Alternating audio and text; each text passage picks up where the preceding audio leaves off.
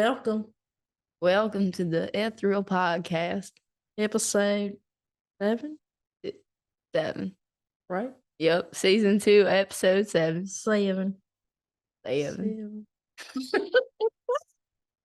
I'll add a little southern twang for y'all today. It's us southern gals. Gross. You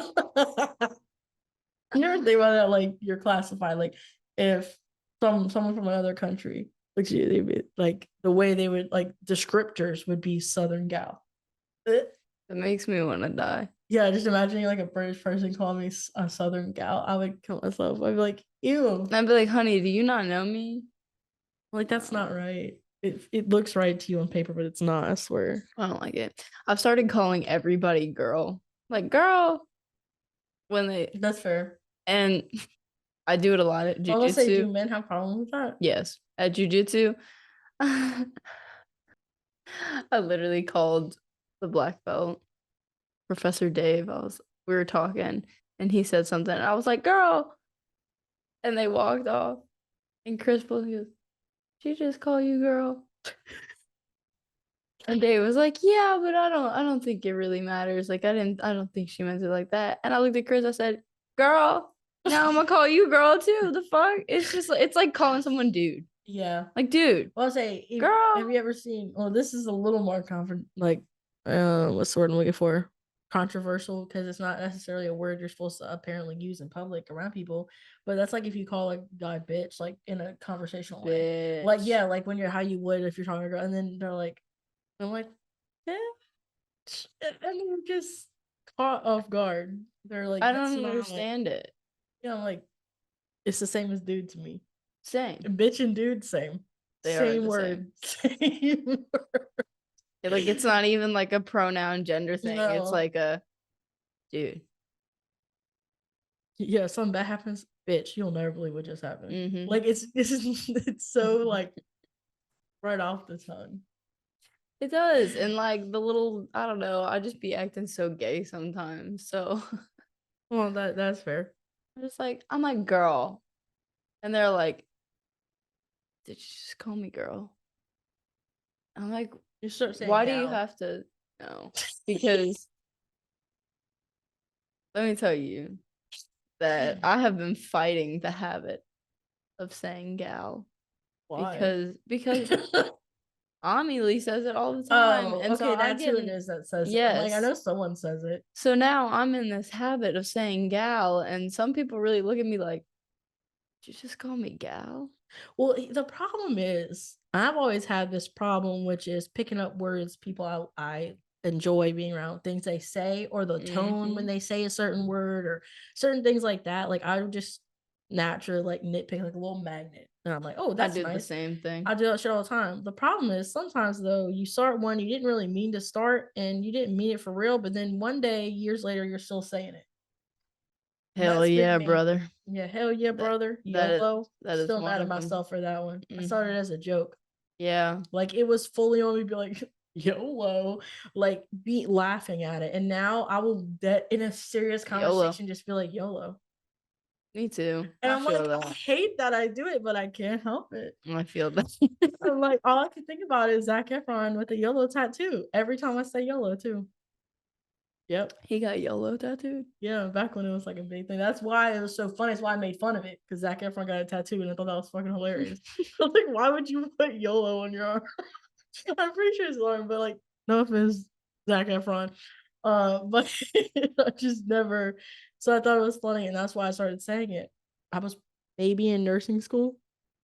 I mean, I'm still saying that shit. Literally, and there's another phrase that I started saying a while back that I just like start saying to people seriously now when they're like going through something. I'm like, oh, bless your soul. Bless your soul, baby. And I'm like, oh. You're really the Southern gal. The church woman. The Southern church woman. Bless your soul, baby. Yeah, bless your heart. Bless your little heart. Why does this happen to me? Are you hanging around any like old Baptist women? That's the vibe it gives. I honestly don't know where it came from. I feel I wonder like if it was a show or something. older women in New Orleans kind of say that a lot. Yeah. Oh, bless your soul, baby. That's what I'm saying. Bless your soul, bless your heart. That's real big. Yeah. But I've also adopted people's laughs over the years. Have you ever done that? No. If I hang out with someone like a lot and I like the person, Mm-hmm. especially if I like them, somehow my laugh will just turn into theirs. No, I It's just feel very like similar. sometimes there's like a part of me that like when I really like someone, I feel like the part of me that is obsessive.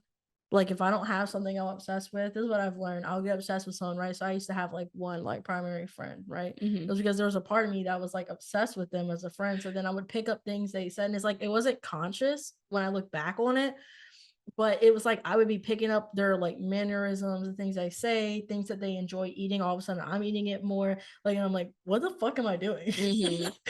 I know that's definitely like a social psychological kind of thing, but I also feel like it's a very big autistic trait as well. It's probably fair. I was in my head thinking that. I was like, it probably was like the autistic in me, like It's picking up because on it's people that I thought were like watching the good social. people. So it's like, well, this is the kind of person I'd want to be like. And then it was like, calm down. Yep. Calm it. Yep. I feel that. Any celebrity, like there's still to this day, I'll say things and I'm like, I hear the YouTuber I picked that up from, or the celebrity I picked that up from. Like I can't even think. There's a certain tone that will pop out, and every single time I hear it, because every single time I'm like, that's Shane Dawson from when I used to watch him when I was younger, and I'm like, I hear it from like middle school me. I can hear his voice say the tone I just used, and I'm like, I don't even mean it. I'm like, I'll do the mannerisms because for years I watched it, and so it's like I just got used to the mannerisms, and I'm like, I'll do it. And I'm like, that's so crazy. Yep. We are all just remixes of each other. Well, let's say I read somewhere, I don't remember the exact quote, but it was basically like someone that said, I love everything about me because everything about me is little things that I picked up from all the people around me. So in order to like everything about me came from the people that I love, therefore it's all great. Even the bad things you picked up from the people you love, because that's how you learned like how to handle whatever. And so I was like, that's a fair point. Yeah, I saw a quote that was similar. It's like we're a combination of all the people we've ever loved, even if just for a moment, like that. Yeah. So, yeah. No, I can definitely agree to or relate to that. Welcome to bullshit, dude. You can't even resist the impulse. We started. Every time I looked at this stupid board, I was like, blue, blue, blue.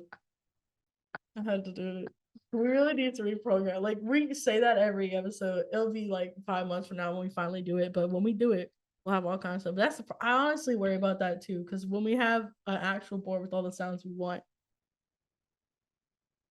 are we to be trusted with that power? Like, I feel like we're gonna have like I'm gonna say something. Hey, I'll fucking smack you if you do that. I say something great, I did clap. Applause. Like I feel like I would like I would definitely abuse the soundboard a little, probably, because I would make it my like internal commentary just by a little act. I feel like I'm on like a reality show all the time, or like on Ellen. I don't like Ellen, but like in front of a crowd. Right. So like they could be the crowd. Like when I like applause, how they have the signs that say applause. Oh, they did that. Yes. Dude, I didn't for a while. When I found out, I was like, I was bamboozled. When I was like 16, 17 when I found out. It was when I auditioned for X Factor. I was like, this is all fake. Everything's fake. Yeah, they gave us, so after the audition, which was fake, you by the time you get to the judges to audition for like X Factor, stuff like that, you've gone through like 7 auditions in front of a bunch of different people. Even American Idol? Yeah, it's a big process. So they really send those people through that suck just for entertainment. Yes. That's what pissed me off when I figured it out. Because dude, I was on fire. I was 16, auditioned for X Factor, and only thing I could think about when I was sitting there, I was like, dude, all those people that get to go in front of Demi Lovato and Simon, like trash. And I'm like, they went through all of this. You have to go through like a dancing audition too. Like it's full spectrum. But anyway, so after the decline, where they were like, no, come back next year, and they clipped off my band and told me to leave, they gave me a ticket to see the screening. for like other people auditioning. Uh-huh. So we went back and we watched like the people come and audition in front of the judges for like the show. Mm-hmm.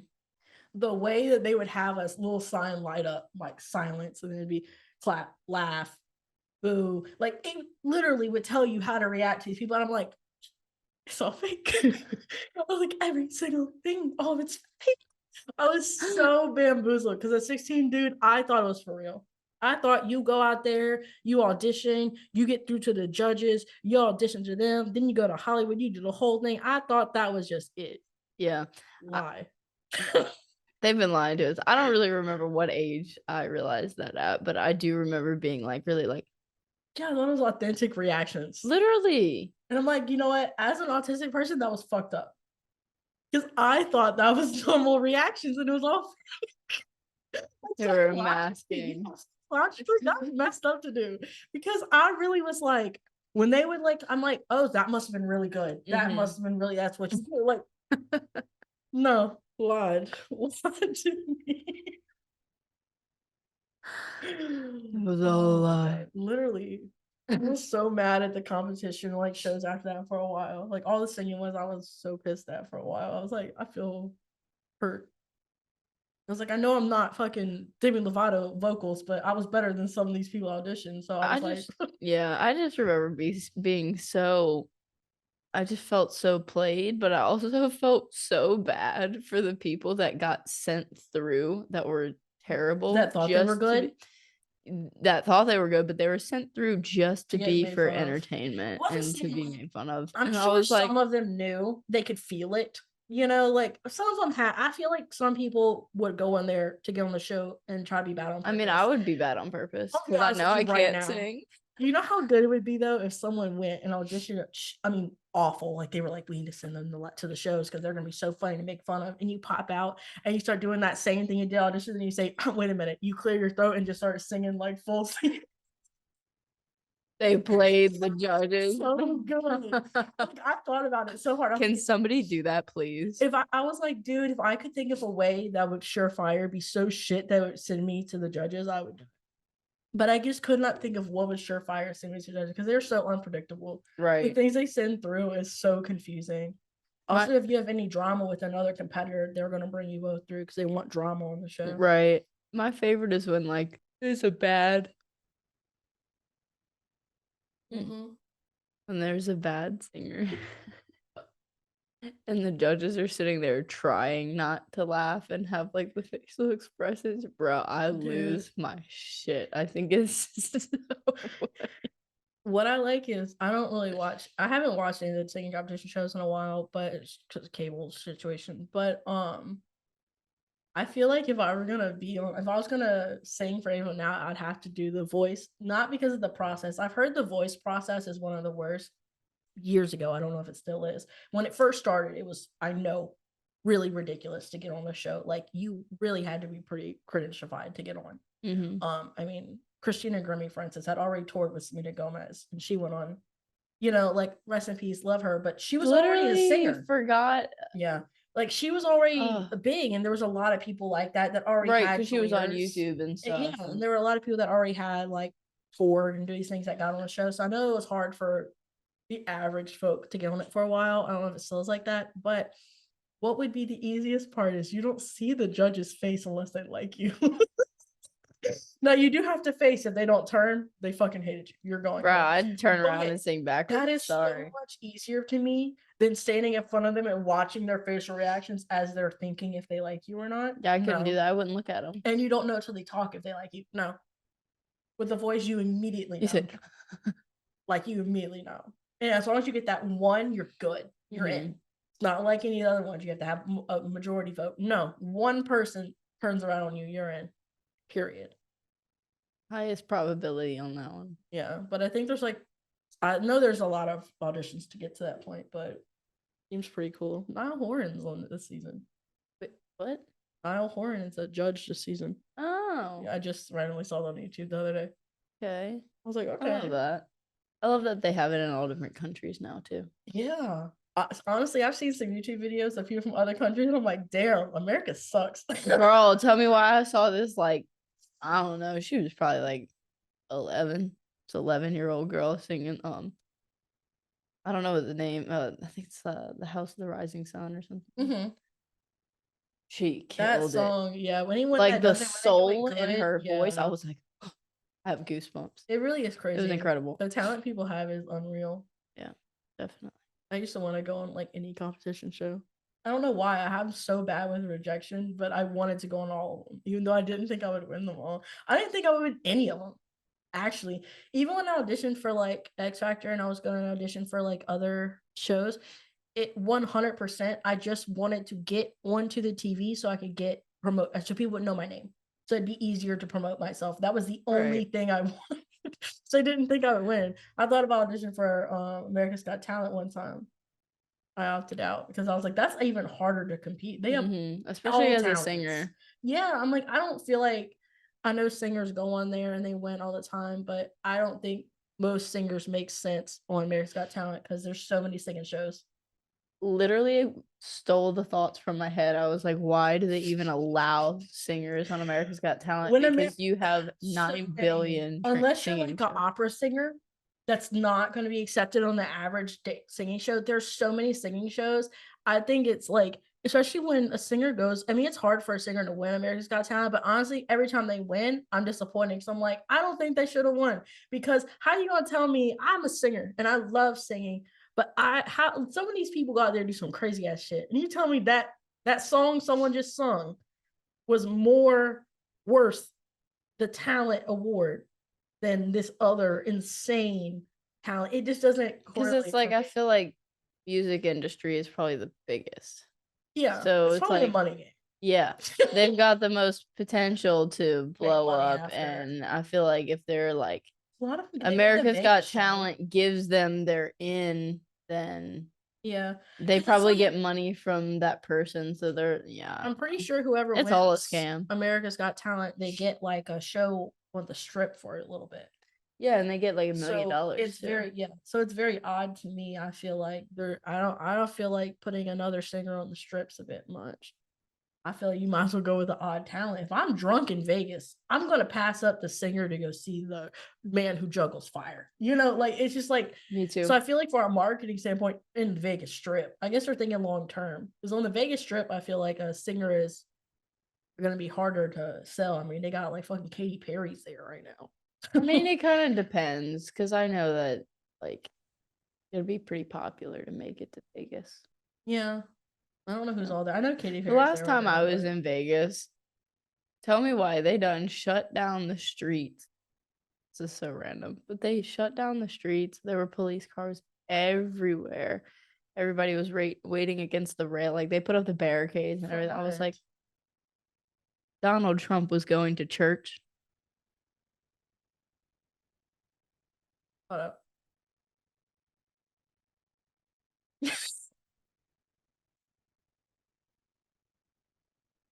Where does Donald Trump live? I have no idea, but there's Also, the Trump building there. Well, yeah. The Trump Tower or whatever. But is there a genuine, but here's the thing, the Trump Tower there is a replica of the real Trump Tower. So why is he at the Vegas replica? And also, there's a real church like that's not for like just hitch hop marriages on the strip. Like a genuine kumbaya on Sunday, let's get together. I get what I tell you, I have no fucking clue. But there was a limousine. I want a service. There was a limousine with a police escort, like tons of police officers, and everybody was talking about, oh my God, it's Donald Trump. It's Donald Trump. He's going to church. Why would you go to church? And the funniest thing is, it was like, I don't know, it was like 6, 7 p.m. Was it even a Sunday? I don't think so.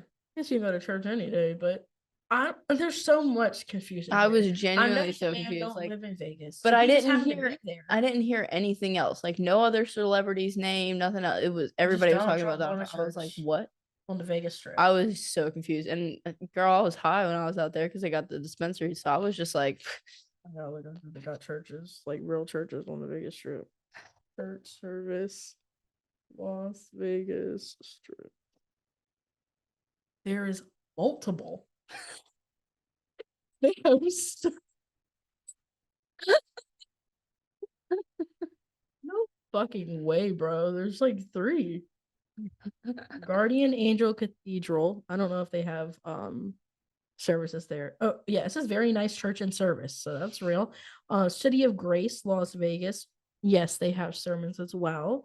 And then Freedom Life Grace Church. I don't know if they have sermons, but the fact that there's even one, and there's more dots. Those are In just the the city of prominent sin. three. I don't know why I thought that every church sermon, like I didn't think that they had church sermons at the churches on the strip. Because you're telling me that there are people out there on the strip getting fucked up and then going, oh my God, I have to go to my church sermon this morning. Guess you don't turn off the religion. That's an odd place for a very religious person to be. I feel like if you care Here's the that much thing. about apologizing for your, and like it just feels like an odd place. People be taking God's mercy for granted. Yeah, That's all I'm saying. See you tomorrow to repent. You know what's funny? Literally, I was so brainwashed in high school and everything that like I would like do my sins, do my bad shit, and I was like, it's okay. I'm gonna go to confession and confess this. But then I also had to confess for taking God's mercy for granted because I knew I was gonna do something bad. But You know, we didn't learn that when I was at church. Let me tell you what I learned at church camp. At church camp, not we church camp. wanted to do something. I don't remember what it was, and they were trying to ask. They were gonna ask like if we could do it, and I'll never forget my leader. Okay, my leader said, "Well, it's better to ask for forgiveness than permission." And we did whatever it was, and when they said you're not supposed to do it, she said, "Oh my God, I'm so sorry. I had no idea." What a great example to learn young. That in my brain, bro. I was like, and you be doing it. no, it took a long time for me to even recognize that I did that, where I was like, I would avoid awkward conversations, be like, well, if it comes up, I'll just say, I'm so sorry. I would do that. I used to do that so much. And I'm like, I didn't even realize like why I even started doing that. But that was what it was. Okay, no. So speaking of church camp though. Church camp, bro. It wasn't necessarily a church camp, but it was a very like religious camp, and like they had was it for a specific church or just church people went? Just church people went because like I was Catholic, but a lot of them were non-denominational. However, yeah, it was like a God camp. But and I'm not gonna lie, this was the most badass camp I've ever been to. The summer camps were fucking fun. It was a month. It was literally a month long out in Alabama. But it was really close to Tennessee because I remember we drove up to Tennessee or North Carolina. I don't fucking remember where it was. God, you know how much money it had to be? I know it was fun. All those people for a month. A lot. The camp was expensive, but fucking my mom knew the people, and so we got some kind of special deal because I know my mom definitely couldn't have afforded that. But we literally drove up for a day and all went whitewater rafting for one of the days. Yeah, we didn't do stuff like that. So like one of my friends fell out, and it was like freezing cold, and she was like being thrown around. After that day, like she was just sitting in a towel, traumatized. I was like, terrible. In the way you're like, you had so much fun. Like, me too. When you hear what we did at my camp, you're gonna be like, okay. Okay. So you literally got to like make your schedule and everything. You could do like horseback riding, canoeing, swimming, acrobats, like all like so many different activities. You would plan your weekly schedule. Guitar lessons. They had guitar classes. Yeah, I mean, I wouldn't want to come back from that camp either. It was amazing. But this is the part that I just remembered where I was like, oh, that was weird.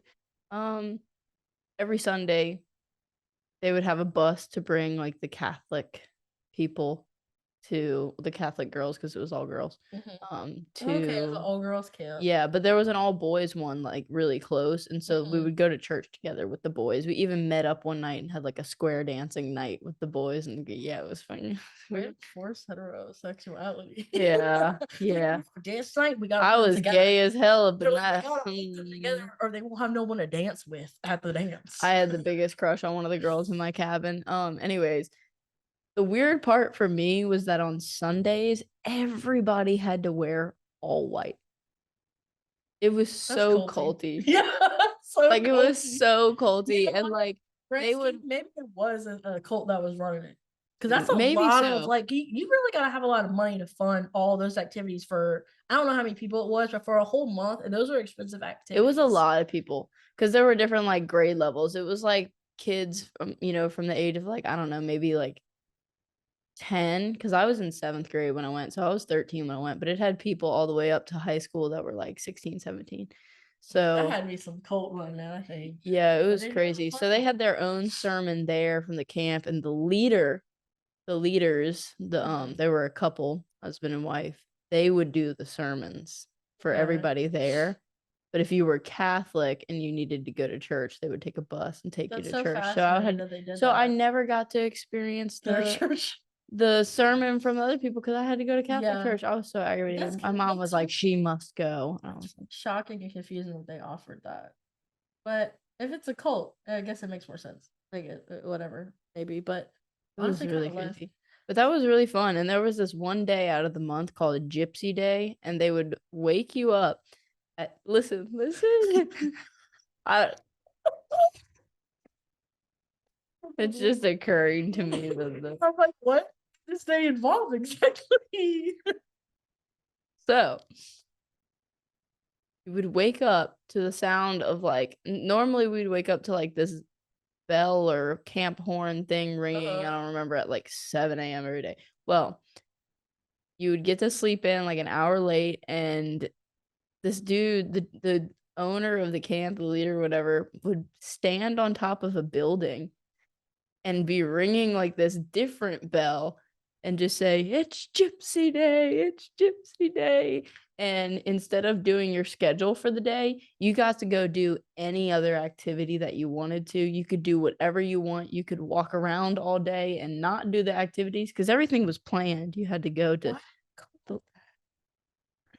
you live life freely or whatever. I don't know. Just before they realized that was like a problematic phrase, or maybe they just didn't care.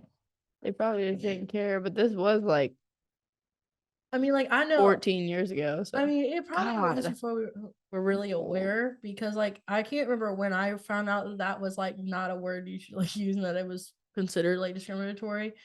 And I don't think I was that. I don't think it's that long ago in comparison. So they probably maybe didn't realize. Probably not. I just wish I understood like what was the conversation that led to that, where they were like, "Let's I don't call know. it I that." didn't even know it existed until like the day that it happened, or maybe a couple of days before someone so told me about it, and fascinating. I was like, what?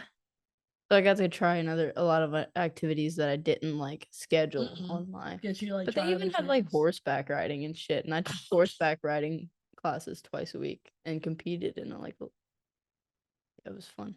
In my church camp, what happened was, we had sermons twice a day, at least. Sometimes we would have a midday sermon that was usually you knew it was going to be like really hard if we had a midday one. Yeah, no, They we were didn't trying to do get that. you real emotional. Like we sobbed every day. We didn't do that. We prayed before meals every No, day. we sobbed every day. And the things that we did do for fun in No wonder comparison, you're not at traumatized. all fun compared to what you just said. Like I was in here like, yeah, we had so much fun at our summer camp. Let me tell you what we did. We had a pond that we would swim in, and only when we were allowed to. And we did a tug of war race over the pond one time. And then we did a scavenger hunt around the campground. And this girl got tore up by wasps. Never forget, never forget. Because they end this like in the garden section. This I need to unpack. In the garden section of the camp. So like the camp was basically just open ground and there was like cabins, like camp cabins, not like nice ones, but not all ones, but they were full of bunk beds and stuff. And right behind the pond there was this little entryway that would lead to the gardens. And I don't know if it's their take on the garden of Eden, what the fuck that was about, but it was just like a bunch of like garden space and it was all really pretty. But then there was this one little mini house, which is why I'm worried it was the Garden of Eden they were replicating. But it was very weird because it was this mini house and you could go in the mini house and everything was miniature and it was just there. Like there was no explanation for the mini house and the miniature or anything. Well, the girl went in the mini house looking for the scavenger and there was a wasp nest in there. Oh no. And she got stuck in there with those wasps. She got tore the fuck up. She'd leave. And then we had to do like dance competitions with the other teams a few times. I remember one girl's I don't know why they had baby food, but they had baby food. We did beer competitions during sermon, Okay, I guess so we would do like Okay. who could eat the baby food the fastest, and who could eat the pickle the fastest. Never forget, my brother almost died one day choking on a pickle. Pickle, So because you was gotta it be co-ed? fast. Yeah, we just had different cabins. Like there was girl I cabins and gotcha. boy cabins. Um, but the camp itself was altogether problematic. I know a lot of people that did a lot of things at that camp. Did all of y'all go? Like you, Britt, Nick, and Allison? Me and Brittany went to one of the camps, but I think we went to camps whenever we were still the kids. Because whenever I went to the youth camps, I was alone, and then I think they stopped making youth camps by the time it got super culty. Because then they lost the campground. So was this through Harvest? Mm-hmm. Yeah, no, this is our camps. And so yeah, we would have like pickle eating contests. We'd have like a giant Jenga. Like we have to like take turns doing. Everything makes so much more sense. Yeah, so that was our camps, like dead ass, and like it was. I just remember being really emotional, but they were better than the. They weren't as emotional as what the fuck did they call them? So there was like camps that were supposed to be geared towards fun. You still had 2 sermons a day, but they were supposed to be geared towards fun, and there was encounters. Encounters were like over the weekend, and they were just really emotional and really heavy. That's all. That's why Britt's so traumatized by that shit. She's like, breath work? No, I won't ever try. There was a lot of crazy stuff at like encounter league, which was like really like heavy. Like people crying, way and too young screaming, to be dealing with like the emotions they were pulling out of people and like teaching us and stuff. Like they were. It was. My Really question is, how did they pull it out of you? Like, just like the way they. I believe it's the manipulation in the words. Okay. So it's the way that they word things, and every time they're talking, they have the backtrack. So basically, just triggering you with some really emotional music playing. They'll have the emotional music playing, and then they'll be today we're going to talk about the love of the Father, and you have to sit for 2 hours and listen to this heart-wrenching shit. And then you're just sitting there feeling all kind of stuff. And then they're like, we're going to go around and lay hands on you, just be focusing on what you're repentant for today. And you're just crying. And then once they touch you, either hit the ground or they're going to push you down within a minute anyways. Like, it was very... This episode has just been unpacking religious shit. That and talking about American Idol. Yeah, I don't know what this episode became. I don't know. I think we're just having a conversation today. Having a chit chat. Yeah. I mean, I feel like the last 2 episodes we did were more like very educational. Yeah, educational. Update on Lucifer, guys. Okay, so I watched. Spoiler alert. Spoiler alert. I watched further along. This show's like been out like I don't give a fuck. I mean, so in Lucifer, I talked about like how he had the illusion of free will, right? Because God sent him to do whatever. But like, here's what's like really been they've uncovered in the plot, which is that every person, including angels, have more say over their life than they ever thought. Right? So like, God gave them things, but they could still decide against it. Right. So like, the plot's a little complicated right now. I ain't gonna get into the shit with Lucifer. I'll talk about the others.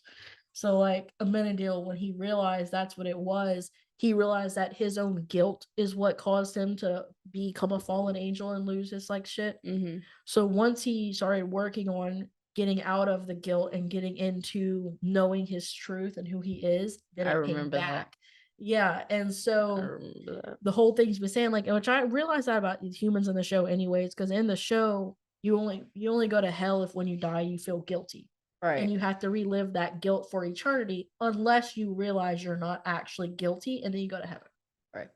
So like, that was pretty interesting because I feel like it kind of also played into like the illusion of free will. Like, you know, they were given like this is their job, but they ultimately had full control over what they did. Right. It was just like if they believed they had control versus if they thought they were at the mercy of, someone else. And also, this is just a little tidbit I wanted to add in about when it comes to guilt. I saw this really great, I think it was like a Facebook post or something. And it was like, forgive yourself and let it go because it was a life lesson, not a life sentence. And it's like, people only hold on to guilt and regret when they haven't learned, understood, and accepted the lesson from that experience, and they're just beating themselves up for it. It's like, just learn from it. Learn from it and don't repeat it. Yeah, figure Let out what it it was. fuel, your decision making from then on. Like, because guilt is a tricky bitch to deal with. She really is. Like, I mean, I still even have moments and Yeah, things it's that, tricky. yeah, like through one of my breathwork sessions, had guilt come up from something that I didn't even remember regretting. Like, it was just pushed down really deep, but it came out in all these other avenues in my life. So it's like, I don't know, just learn that lesson. Fair. I watched this TikTok earlier, and it doesn't really tie to that, but I just thought it was a good saying. She was talking about like her feelings and like how she was like processing them, and she had said like when she reminds herself when the feelings get really intense that feelings are requests, but they're not a declaration.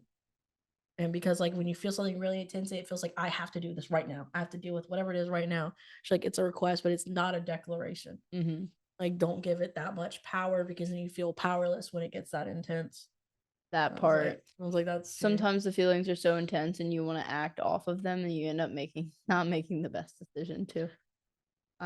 There's been way too many times where I have done that, and I'm trying to get in the habit of like, pause, let me go for a walk. Yeah, let me I'm take a trying few to deep get better breaths. at being like cutting off the conversation at where it's at. Like, and I'm still trying to get better at it because sometimes it comes out more like I need a pause, and then other times it's like, shut up, we need to not talk. Shut up, and I'm like, okay, I get what you're saying, but we need to. I understand Work you're on the communication of that. I understand what you're feeling, but you have to communicate it better Mm-hmm. because it's like I used to just never say it. So now that I'm starting to figure out where to pause, the pendulum thing. Yeah, it's like you never used to say it. Now you're snappy when saying it. So it's like I have to be like, Find the I'll snap and I'm like, sorry, I just need a pause, and I just snap for a second. Like I'm just trying to learn how to say this conversationally. Yeah, I'm trying to learn how to do this in the correct human way. Thank you. Yeah. Okay, goodbye. So I'm trying to be a good human. Thanks. I got to pee so bad. I've been sucking this thing down, dude. I didn't realize how much I drank out of it till I felt the pee.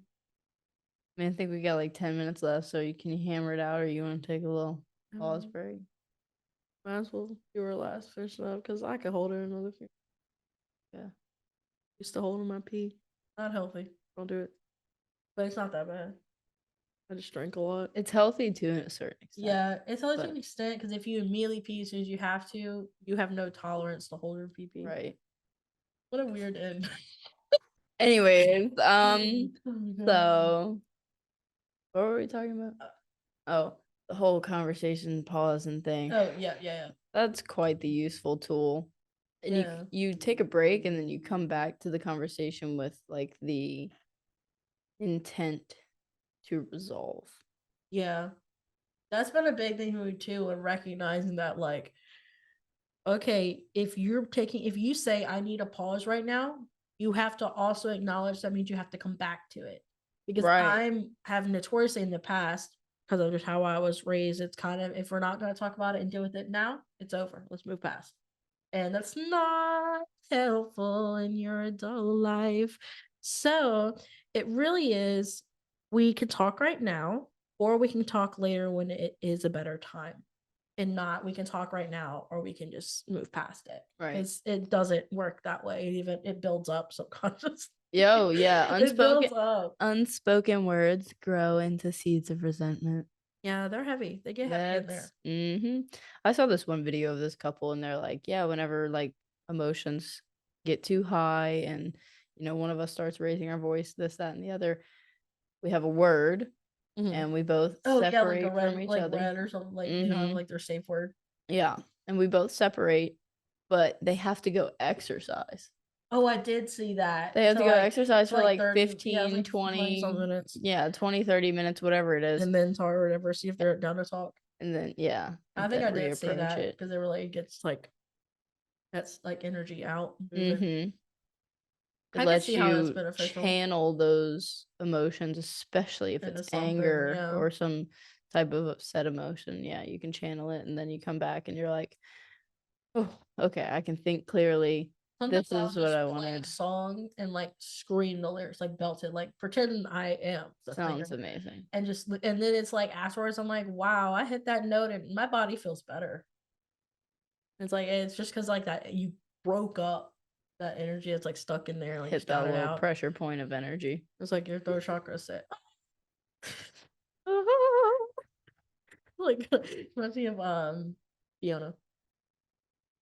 You burst the verse. Bro, tell How me you're why that feeling. played in my head. Oh my god. God, I told Avery recently, I was like, I think I'm reading your mind. And she was like, what do you mean? Because I got to work and she was like, Thoughts do are you have just an edible? connected. And I was like, I literally thought this morning, what if Avery asked me about that? I was like, but I didn't bring it because I didn't like think of it. Like I thought it was random. You gotta be And I was trusting like, those things. dude, I was like, I've been reading mine. I was like, girl, I was on your wavelength for a second there. Isn't that crazy? You can just like jump into the Literally, I'm like, nah, I was imaginary there. I wave. felt it. I was like, I knew it.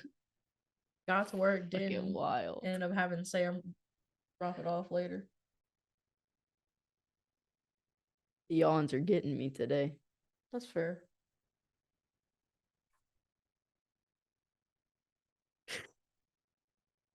Been 4 minutes since you said that. In my defense, I had surgery when I was a kid, a bladder, and I feel like that's why when it's like the urgency gets so bad, but it's like I know it's not as urgent as it feels. Mm-hmm. It just feels more urgent because of that surgery. That's what's annoying. That's fair.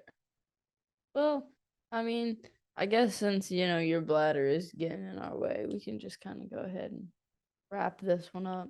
I'm not really sure how long we've been going I have for. no idea how long you're going for. I don't even know how coherent this episode is. I hope I made sense. I hope it's entertaining. Yeah. I hope maybe you could get one or two tidbits of information from this one. Or just like have a moment where you're like relatable. Yeah, we just honestly just wanted to do something different on this episode, so Yeah, just kind of like talk. have more of a conversation instead of presenting information based on our experiences in our lives. Yeah, Which I guess we did that a little bit. Yeah, I mean, it's impossible to like not do it at all, but I feel like there are definitely where you can tell we're being more like we're just hanging out talking versus we're like trying to like be cohesive. Yeah. I guess. But I feel like it would be beneficial like long term for us to end up being where it's like, almost like not every other video, but yeah. Or even if we did like eventually have like segmented sections, even I feel like that would work. That would be cool. You can just like chit chat and then like or like have our important thing and then chit chat or either one. Let us know.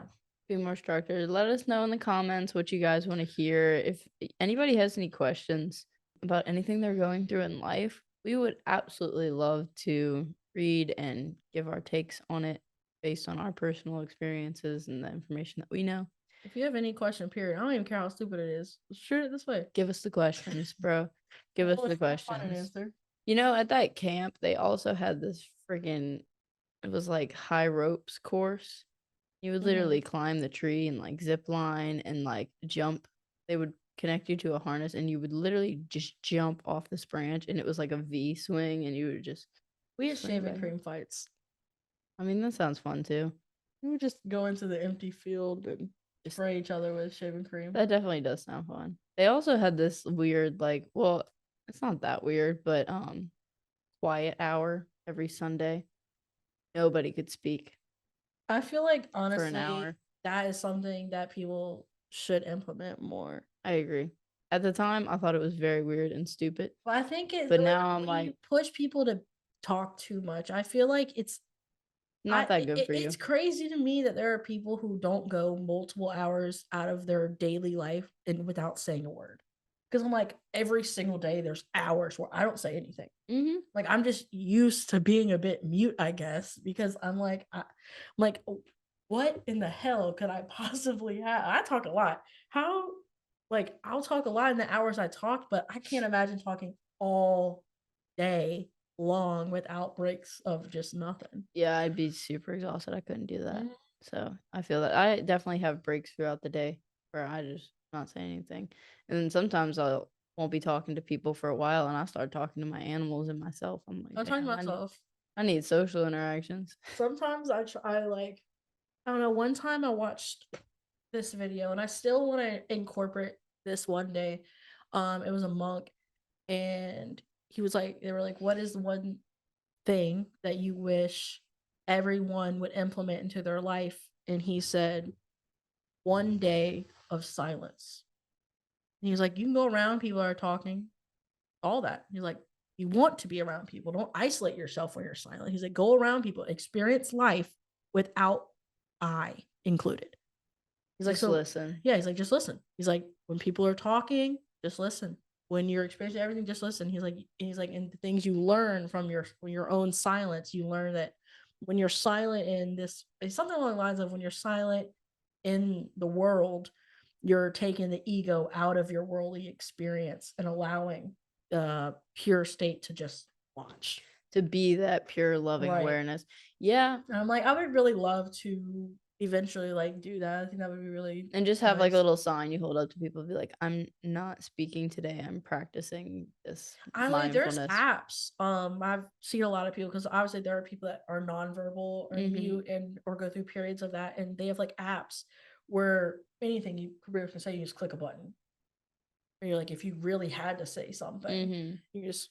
I'm gonna try that because I have been having more not moments but periods of time where I'm with a group of people, and instead of talking, we're just listening. Yeah, I'm like, I just want to listen. I'm not interjecting. I'm not I just giving wanna my be. advice, my take on Yeah. it, this, that, and the other.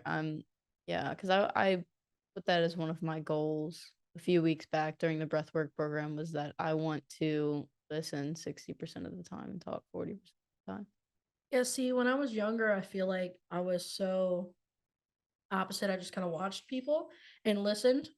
And then when I started talking, it was like I couldn't, like when I did start being more involved in normal basis, it was like 0 to 100 per use. And then it got to a point where I was like, this is exhausting. Why am I always giving my opinion? Why am I always giving a life story? Right. That is what someone said, and it's like you don't even realize. It's like I wouldn't even realize it. People would say, "Oh, I did this," and my brain says, "Oh, I did something like that too," and then shares it. And it's like, why did we share that? It's like I don't know. It's like expended energy, and we need to. And I'm like, oh, there's a lot of expended energy I'm doing without realizing. It's just because the ego wants to talk and be heard. And sometimes it's good for you to not let the ego get what it wants. It's like that duality shit, you know? So yeah, that's definitely an active practice for me, but I've been enjoying it because I'm hearing a lot more and I'm learning a lot more. Yeah. Instead of just sharing my experiences that I already know. Yeah. I've been trying to do more of like I was just talking, but I've been trying to do more of like when someone's like talking. And this is gonna sound so stupid, but I try to like actively in my head repeat whatever they're saying so that I actually focus on what they're saying. I don't know if that's the thing for everybody, but sometimes I literally can't focus on what someone's saying to me unless I repeat it in my head. Everything they say repeats back. So I know because I can relate my to mind that. just goes somewhere else, or it's like planning what I'm gonna say next, and I'm like, no. It does that. Yeah, I'm like I hyper plan what I'm about to say next. Someone starts talking, and I start planning what I'm saying. I'm like, and then you're not listening. Yeah, and I'm like, well, we might have just missed the point because I've done that, where I say something and then they're like, yeah, the end of what I just said clarified that, and I was like, exposed, exposed for not only listening to the beginning. I've been guilty of that too. All right, guys. Well, that's a wrap for our 7th episode today. We appreciate and love all of you guys. Thanks for listening. Thanks for joining. Shall be back next week. Oh God, that was a nice crack. Right on my elbow. We'll see you next week. Peace out. Love you.